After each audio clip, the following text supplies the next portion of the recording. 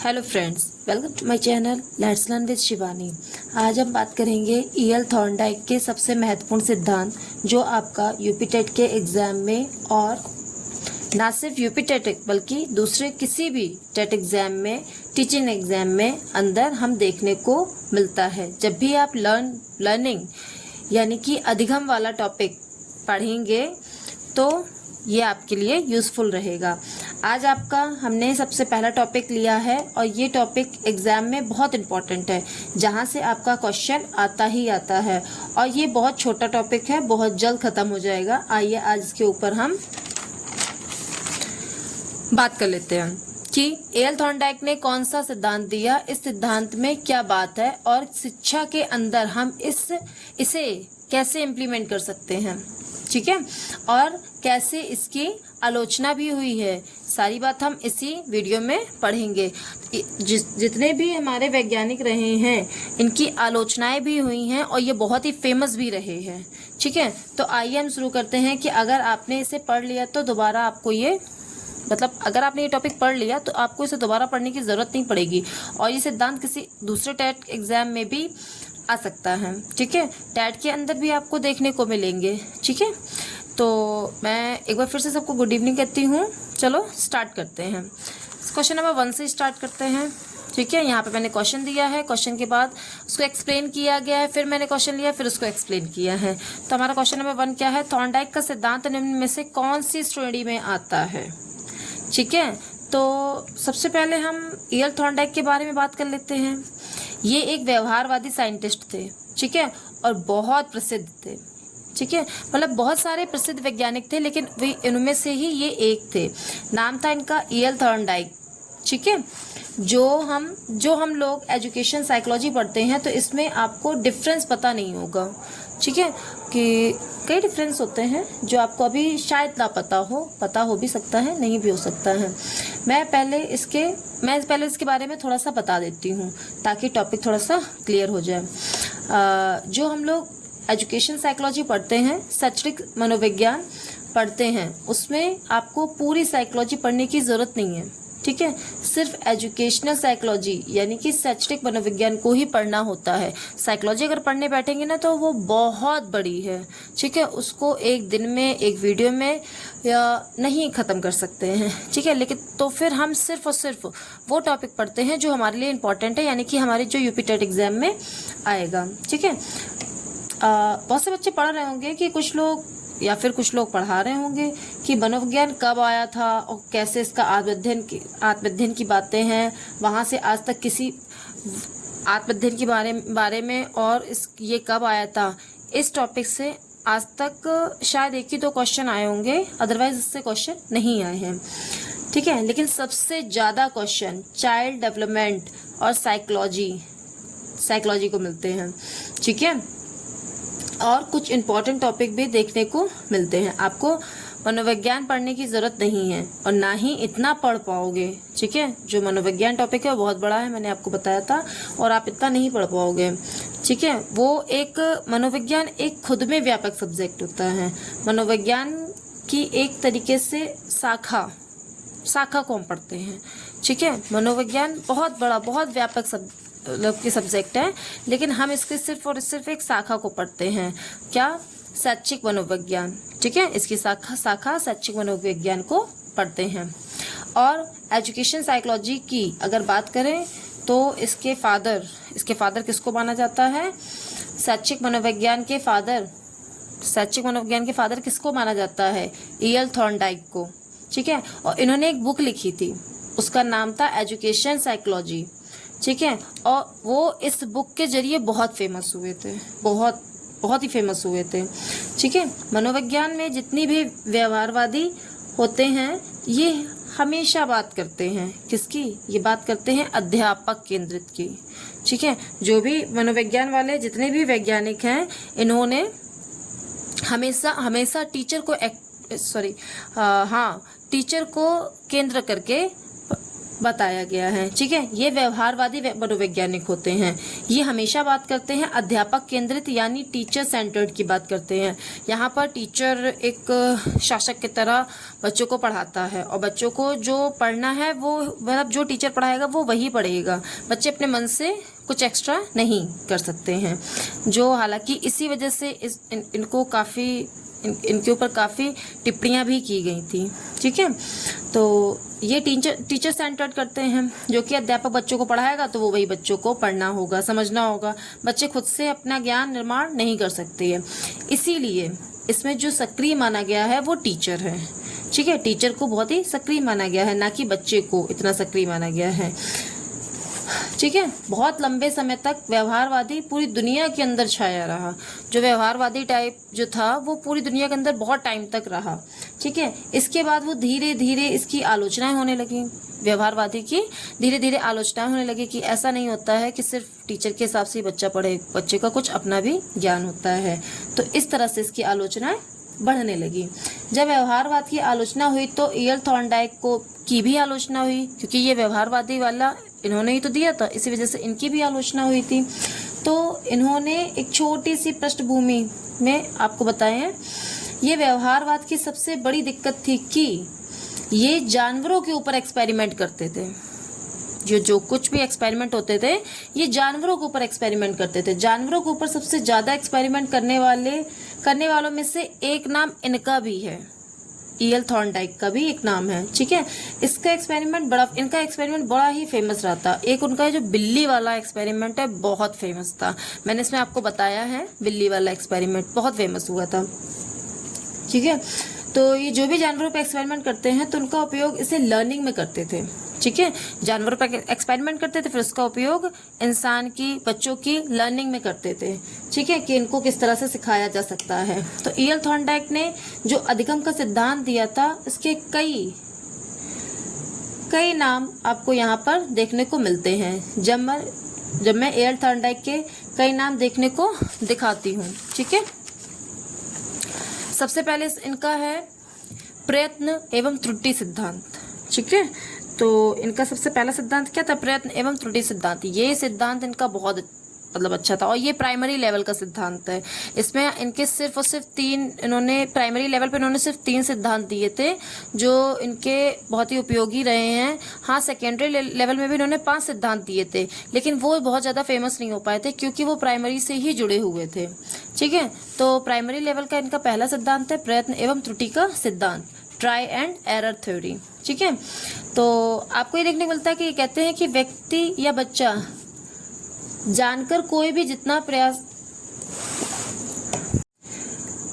एवं त्रुटि का सिद्धांत, ट्राई एंड एरर थ्योरी। तो इसमें क्या है, इन्होंने बताया है कि व्यक्ति, बच्चा या जानवर कोई भी जितना प्रयास करेंगे, प्रयास के साथ साथ उससे गलतियां भी होंगी। ठीक है, तो जैसे प्रयास करेंगे तो वो त्रुटियां भी करेगा, मतलब गलती भी करेगा, और उसके बाद वह धीरे धीरे चीजों को सीख जाएगा। ठीक है, तो यही इनका रहा है प्रयत्न एवं त्रुटि का सिद्धांत। इनके दूसरे सिद्धांत का नाम क्या है? SR theory. ठीक है, एसआर थ्योरी, उद्दीपक अनुक्रिया। ठीक है, उद्दीपक और अनुक्रिया। तो इसका पूरा नाम तो मैंने बता दिया, उद्दीपक अनुक्रिया सिद्धांत। यहाँ ये किसने दिया था? तो ये भी ईएल थॉर्नडाइक ने ही दिया था। जब वो इनको उद्दीपक देते हैं तो वो व्यक्ति या जानवर उस पर रिस्पॉन्स देता है, अनुक्रिया करता है। जैसे कि जैसे हमें कभी कुछ अपॉर्चुनिटी मिलती है तो उस पर हम तुरंत रिएक्ट करते हैं ना। जैसे मान लो हमारा यूपी टेट है, जो हमारा यूपी टेट आया है, तो जैसे ही पता चला कि हाँ फॉर्म आ गया तो सभी लोगों ने तैयारी करना शुरू कर दिया ना। तो यही जो हमारा यूपी टेट एग्जाम है वो एक उद्दीपक है। ठीक है, और जो हम लोग तैयारी कर रहे हैं यह एक प्रतिक्रिया है, मतलब हम लोग रिस्पॉन्स दे रहे हैं और रिस्पॉन्स देके अच्छा रिजल्ट भी पा सकते हैं। ठीक है, तो और इनका तीसरा सिद्धांत, अब इनका तीसरा सिद्धांत क्या है? संबंधवाद का सिद्धांत। इसमें क्या देखने को मिलता है कि जब किसी को स्टिमुलस दिया जाता है और वह जो रिस्पॉन्स करता है तो उसके बीच का जो संबंध देखा जाता है तो उसे संबंध का सिद्धांत कहा जाता है। जैसे हमें उद्दीपक मिला यूपी टेट, एग्जाम, ठीक है, हमने रिस्पॉन्स भी किया, भाई पढ़ाई की, तो उसके बीच में जो कुछ हो रहा है वो है आपका संबंधितता का सिद्धांत, ठीक है। तो इस सिद्धांत से आपको किसके द्वारा देखने को मिलता है? E.L. थॉर्नडाइक के द्वारा, ठीक है। ये जो मैंने आपको बताया है कि आप यूपी टेट और सुपर टेट के लिए बहुत ज़रूरी है, ये जितना भी मैंने बताया है ये सब चीज़ें आपके यूपी टेट और सुपर टेट के लिए बहुत ज़रूरी हैं, वरना आपको पढ़ने के लिए तो दुनिया भर की बहुत सारी चीज़ें हैं, लेकिन पढ़ने बैठोगे तो घंटे लग जाएंगे, बहुत टाइम लग जाएगा, खासतौर पे मनोविज्ञान को पढ़ने के लिए, ठीक है। लेकिन हम सिर्फ वही टॉपिक पढ़ेंगे जो हमें पढ़नी चाहिए, अननेसेसरी चीज़ें नहीं, ठीक है। हम सिर्फ वही पढ़ेंगे जो हमारे एग्ज़ाम में आएगा, ठीक है। और हाँ, एक चीज़ और है, सबसे पहले सीखने के नियम देने वाले मनोविज्ञान भी थॉर्नडाइक ही थे, ठीक है। सबसे पहले जो मनोविज्ञान के बारे में उन्होंने सिद्धांत दिए हैं, किसने दिए हैं? थॉर्नडाइक ने, ठीक है। तो चलिए अब क्वेश्चन पे आते हैं। क्वेश्चन नंबर 1 हमारा क्या है? थॉर्नडाइक का सिद्धांत निम्न में से कौन सी श्रेणी में आता है? ए, व्यवहारवाद सिद्धांत, बी, संज्ञानात्मक सिद्धांत, सी, मनोविश्लेषणात्मक सिद्धांत, और डी, इनमें से कोई नहीं, ठीक है। तो आपको मैंने सबसे पहले यही बताया था कि ये टीचर सेंटर्ड को रखते हैं, तो जो कि व्यवहारवादी मनोवैज्ञानिक है, ठीक है, व्यवहारवादी मनोवैज्ञानिक थे। तो ये हमारा कौन सा सिद्धांत हो जाएगा? व्यवहार का सिद्धांत, ठीक है। अब हमारा क्वेश्चन नंबर 2, थॉर्नडाइक के बिल्ली पर सीखने के प्रयोग में से एक विशिष्ट व्यवहार सीखने के लिए किस प्रकार की अभिप्रेरक का उपयोग किया गया है? नंबर 1, जैविक अभिप्रेरक, नंबर 2, सामाजिक अभिप्रेरक, नंबर 3, बाह्य अभिप्रेरक, नंबर 4, वातावरणीय अभिप्रेरक, ठीक है। तो देखिए, इसका आंसर मैं आपको पहले एक्सप्लेन कर दूं, फिर मैं बताती हूँ कि किस हिसाब से है। इसका आंसर जो उन्होंने बताया है थॉर्नडाइक ने, तो उन्होंने बिल्ली पर एक्सपेरिमेंट किया था, तो बिल्ली पर मतलब जानवरों पर एक्सपेरिमेंट करने पर हमारा आंसर जैविक अभिप्रेरक रहेगा। लेकिन अगर ये इंसानों के लिए आ जाए तो ये वातावरणीय अभिप्रेरक पर आ जाएगा, ठीक है। लेकिन हमारा क्वेश्चन तो बिल्ली के ऊपर था, इसलिए हमने इसका आंसर जैविक अभिप्रेरक रखा है। अभी बताते हैं क्यों, ठीक है। देखो, थॉर्नडाइक का प्रयत्न एवं त्रुटि का प्रयोग जो है, जो भी मैंने बताया था, उसको देखो कैसे किया जाता है। E.L. थॉर्नडाइक ने एक बिल्ली को एक बॉक्स में बंद कर दिया, उस बॉक्स का नाम क्या था? पजल बॉक्स, ठीक है। बॉक्स में बंद करने के बाद कई दिनों तक उस बिल्ली को खाना नहीं दिया, और कुछ समय के लिए बिल्ली के सामने, और कुछ समय के बाद, ठीक है, उन्होंने बिल्ली के सामने मछली का टुकड़ा रख दिया, तो वो यहाँ पर रख दिया। जैसे ही बिल्ली ने मछली का टुकड़ा देखा तो उसने प्रतिक्रिया करनी शुरू कर दी। तो ये जो मछली का टुकड़ा है, ठीक है, तो ये हमारा उद्दीपक है, ठीक है, ये क्या है? हमारा उद्दीपक है। और इसको देखते ही बिल्ली ने जो रिस्पॉन्स करना शुरू किया है, ठीक है, जो रिस्पॉन्स करना उसने शुरू किया है वो हमारी अनुक्रिया है। तो उसने रिस्पॉन्स कैसे किया? कभी उल्टे, कभी सीधे प्रयास किए, कभी कैसे किया, ऊपर चढ़ गई, नीचे आ गई, इस तरह से बहुत सारी कोशिश की, और लास्ट में उसने उस मछली का टुकड़ा ले लिया, मतलब उसने अपना काम पूरा कर लिया। इसी तरह से जैसे मैंने बताया था, तो ये एक जैविक अभिप्रेरक था, ठीक है, क्योंकि उसको भूख लगी थी बहुत ज़्यादा, ठीक है, बायोलॉजिकल में चला जाता है ये, ठीक। लेकिन जो हम लोगों का है, जैसे मैंने आपको यूपी टेट वाला एग्जाम्पल दिया था, वो आपका आ जाएगा वातावरणीय प्रेरक में, ठीक है, वो हमारा वातावरणीय प्रेरक में आएगा। लेकिन बिल्ली के उसमें उन्होंने पूछा है तो इसका आंसर जैविक अभिप्रेरक ही होगा, ठीक है। अब देखिए, तो इन्होंने अपनी थ्योरी में ये बताया कि अगर कोई व्यक्ति, बच्चा, जानवर किसी चीज के बारे में अधिगम लर्निंग करना चाहता है और प्रयत्न करता है, तो उससे प्रयत्न के दौरान त्रुटि होती है, लेकिन उसके बाद उसे सही प्रकार से मिल जाता है, जिससे वो अपने लक्ष्य की प्राप्ति कर लेता है, ठीक है। इसी तरह से क्वेश्चन नंबर 3, थॉर्नडाइक ने सीखने का यह नियम दिया था। कौन सा नियम दिया था? तत्परता का नियम, प्रभाव का नियम, अवलोकन का नियम, या फिर अभ्यास का नियम, ठीक है। तो इसका आंसर क्या होगा? अवलोकन का नियम, ठीक, अवलोकन का नियम करेक्ट है। इसको हम एक्सप्लेन हमने यहाँ पर किया है, ठीक है। थॉर्नडाइक के प्राथमिक नियम हमने आपको बताए थे, वो 3 थे। थॉर्नडाइक के प्राथमिक नियम कितने हैं? 3 हैं। कौन कौन से? नंबर 1 तत्परता का नियम, लॉ ऑफ रेडीनेस, अभ्यास का नियम, लॉ ऑफ एक्सरसाइज, प्रभाव का नियम, लॉ ऑफ इफेक्ट। ठीक है, अब देखिए तत्परता के नियम में क्या है, इसका प्रयोग रचनावाद के अंदर देखने को मिलता है। ठीक है, रचनावाद। और महान वैज्ञानिक जीन पियाजे ने भी लॉ ऑफ रेडीनेस की बात कही है, मतलब किसी भी काम को करने के लिए हमेशा तैयार रहना। ठीक है, कि अगर कोई बच्चा सीखने के लिए जितना तत्पर रहेगा तो वो उस चीज को उतना ही जल्दी सीख पाएगा। ठीक है, जितना ज़्यादा आप एक्साइटेड रहेंगे पढ़ने के लिए, जितने ज़्यादा आप रेडी रहेंगे आप पढ़ने के लिए कि मुझे कहीं से भी पढ़ना है, कुछ भी करना है, तो आप जल्दी सीख पाएंगे। तो सीखने के लिए कुछ बातें ज़रूरी हैं, जैसे कि सबसे पहले सीखने के लिए तैयारी ज़रूरी है, क्योंकि तैयार व्यक्ति अधिक सक्रिय होता है। ठीक है, और मानसिक तनाव बाधा डाल सकता है। जैसे कि आप सीख तो रहे हैं, आप बहुत एक्साइटेड हैं, लेकिन अगर आपने बहुत ज़्यादा प्रेशर ले लिया, ठीक है, तो ये आपका मानसिक तनाव हो जाएगा, जिससे कि आप सीख नहीं पाएंगे। ठीक है, तो इसका एक मैंने अपने मन से फॉर्मूला रेडी किया है, तत्परता इक्वल टू तैयारी प्लस उत्साह। तैयारी करिए उत्साह के साथ। ठीक है, अब इसका सेकंड नियम क्या है? अभ्यास का नियम। क्या? लॉ ऑफ एक्सरसाइज, अभ्यास का नियम। अब देखिए, यह नियम कहता है कि सीखने के लिए जितनी आप प्रैक्टिस करेंगे उतना ही उसे अच्छे प्रकार से सीख पाओगे। ठीक है, जितनी आप प्रैक्टिस करोगे उतनी अच्छे से सीख पाओगे। जैसे कि मैथ्स में आप जितना सॉल्व करेंगे उतनी ही अच्छी तरह से सीख जाओगे, क्योंकि मैथ सब्जेक्ट ही ऐसा होता है, प्रैक्टिस मांगती है। कोई भी चीज़ है आप जिसकी जितनी अच्छी तैयारी करेंगे उतने अच्छे से आप सीख पाएंगे। तो देखिए, अभ्यास से सीखना मजबूती से सीखना होता है। ठीक है, अगर आप किसी चीज़ की प्रैक्टिस करके सीख रहे हैं तो इसका मतलब आप मजबूती से सीख रहे हैं। अब इसका उपयोग का नियम क्या है? अभ्यास संबंध मजबूत करता है। ठीक है, अभ्यास क्या आपके उसको मजबूत करता है, पढ़ाई को मजबूत करता है। अनुप्रयोग का नियम क्या है? इसका उपयोग का नियम क्या था? अभ्यास का मतलब उपयोग अगर किया गया है तो अभ्यास संबंध मजबूत करता है। ठीक है, अब इसका अनुप्रयोग क्या है? अभ्यास ना करने पर भूल जाते हैं। ठीक है, यहाँ पे प्रैक्टिस के दोनों बताएं, यूज एंड मिसयूज।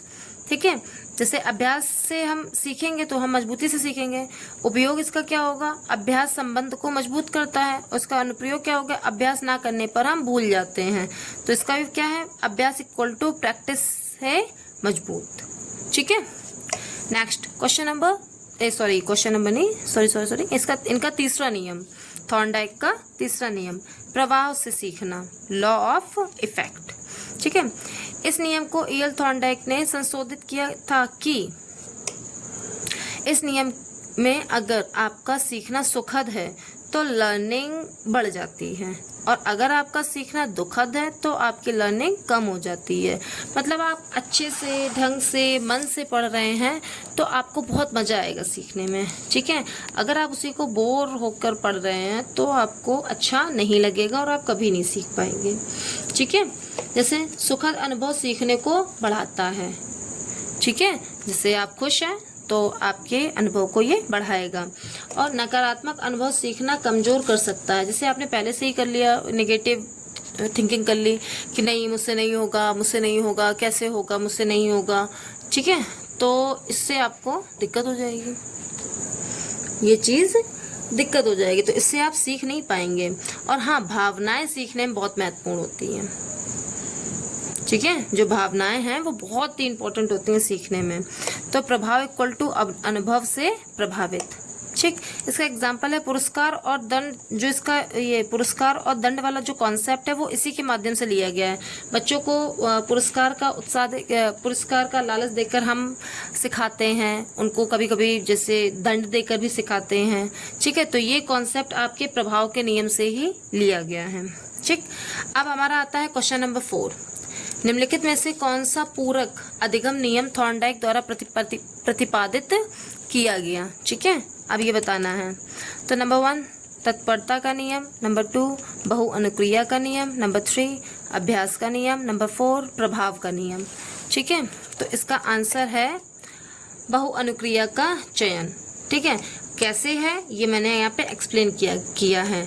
ठीक है, मैंने आपको बताया था थॉर्नडाइक के तृतीयक नियम।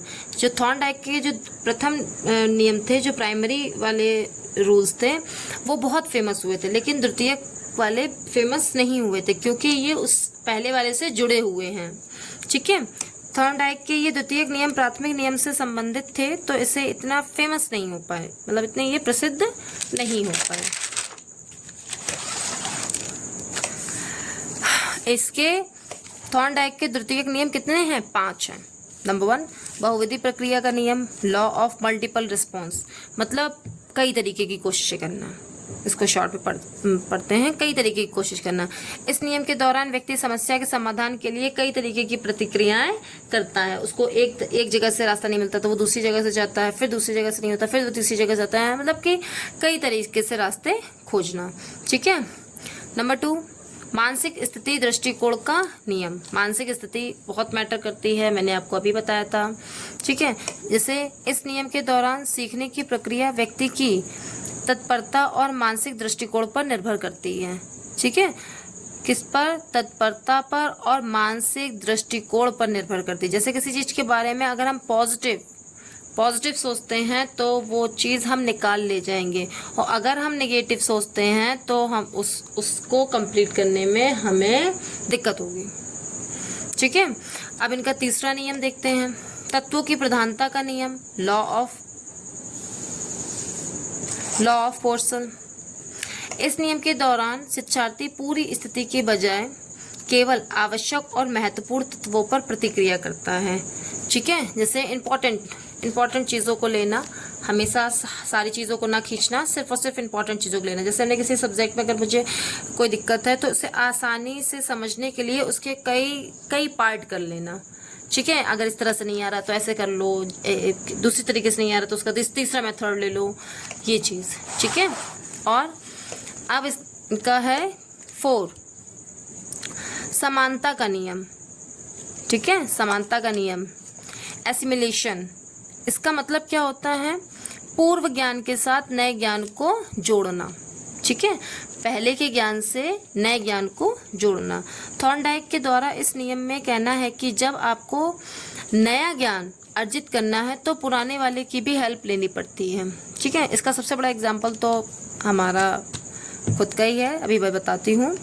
जैसे कि व्यक्ति नई परिस्थितियों में वैसे ही प्रतिक्रिया करता है जैसे उसने मिलती जुलती पुरानी परिस्थितियों में की थी। ठीक है, जैसे आप यूपीटेट की तैयारी कर रहे हैं, आपका पूर्व ज्ञान क्या था? BTC BEd. जिसने जो भी किया हो, बीटीसी किया हो, बीएड किया हो, तो उसमें आपने बहुत सारे ये वाले टॉपिक आपने पढ़ चुके होंगे। ठीक है, तो आपने अपने पूर्व ज्ञान से नए ज्ञान को जोड़ लिया या नए ज्ञान से पूर्व ज्ञान को जोड़ लिया, तो उससे आपको बहुत सारी हेल्प मिली ना, है ना? तो हेल्प मिल रही थी, इसीलिए इसको क्या कहते हैं? समानता का नियम। अब आया 5वां, संबंधात्मक स्थानांतरण का नियम। ठीक है, इस नियम के दौरान एक स्थायी प्रतिक्रिया को किसी नई परिस्थिति या उत्तेजना से जोड़ा जा सकता है।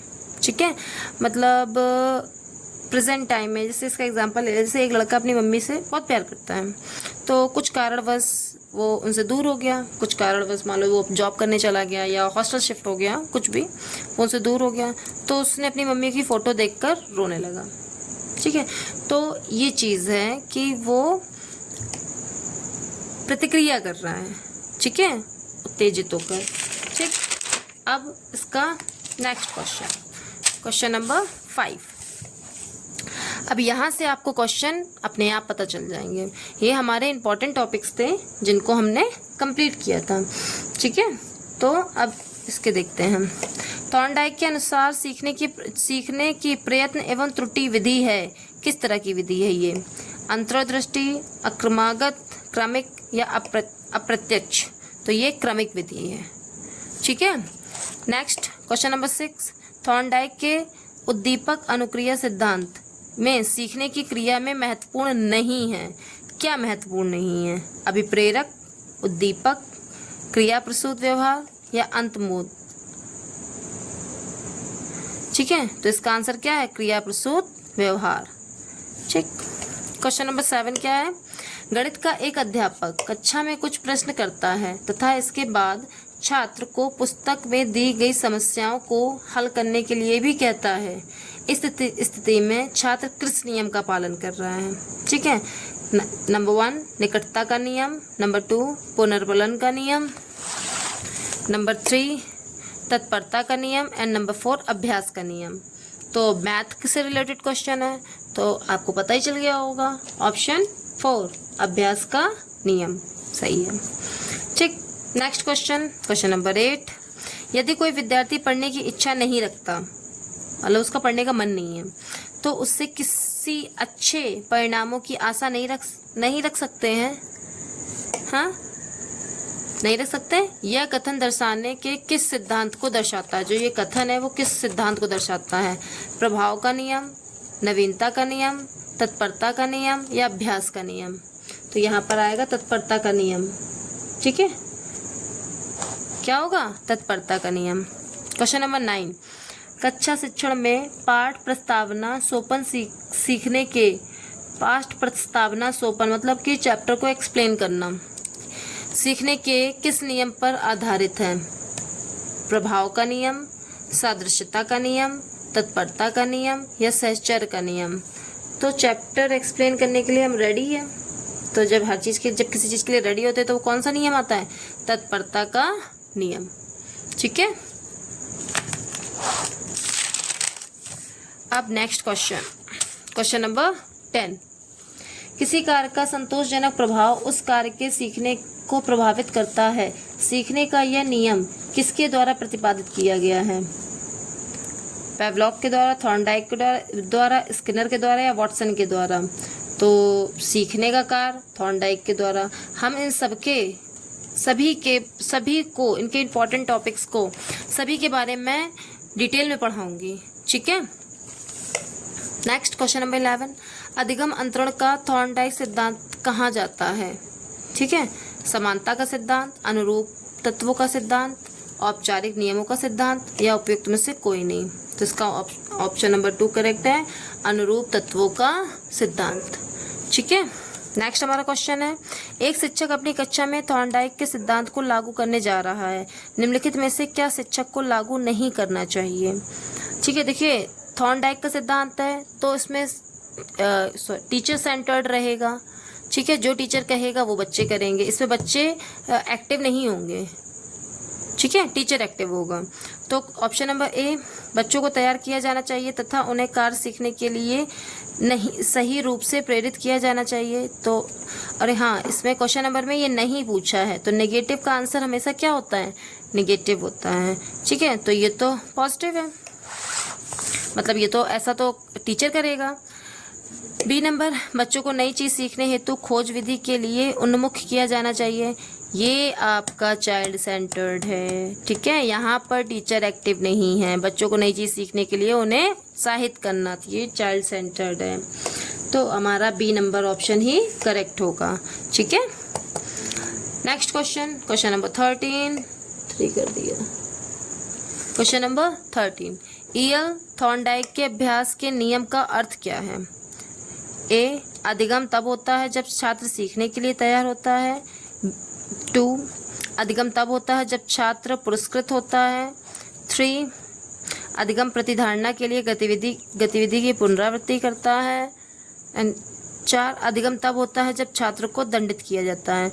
तो पुरस्कार और दंडित तो नहीं, ये तो हमारे दोनों ही इनकरेक्ट है। हमारा ऑप्शन नंबर 3 करेक्ट होगा। अधिक प्रतिधारणा के लिए गतिविधि की पुनरावृत्ति मतलब बार बार प्रैक्टिस करना। ठीक है, बार बार प्रैक्टिस करना। और हमारा लास्ट ऑप्शन, थॉर्नडाइक के अधिगम सिद्धांत का शैक्षणिक महत्व किसमें है? खेलकूद प्रतियोगिता में, कला शिक्षण में, आदत निर्माण की प्रतिक्रिया में या अभ्यास और पुनरावृत्ति में? तो ये तो सीधे सीधे समझ में आ रहा था, अभ्यास और पुनरावृत्ति में। हालांकि अभ्यास और पुनरावृत्ति में कभी कभी क्या रोड लर्निंग फिर स्टार्ट हो जाती है। ठीक है, लेकिन ये हमारे लिए यूज़फुल भी बहुत है। ओके, अगर आपको इसमें कोई भी डाउट हो तो आप लोग हम मुझसे कमेंट कर सकते हैं, मुझे कमेंट करके पूछ सकते हैं। ओके, और चैनल से जुड़ने के लिए लाइक करें, शेयर करें, सब्सक्राइब करें। Okay, bye, take care, good night.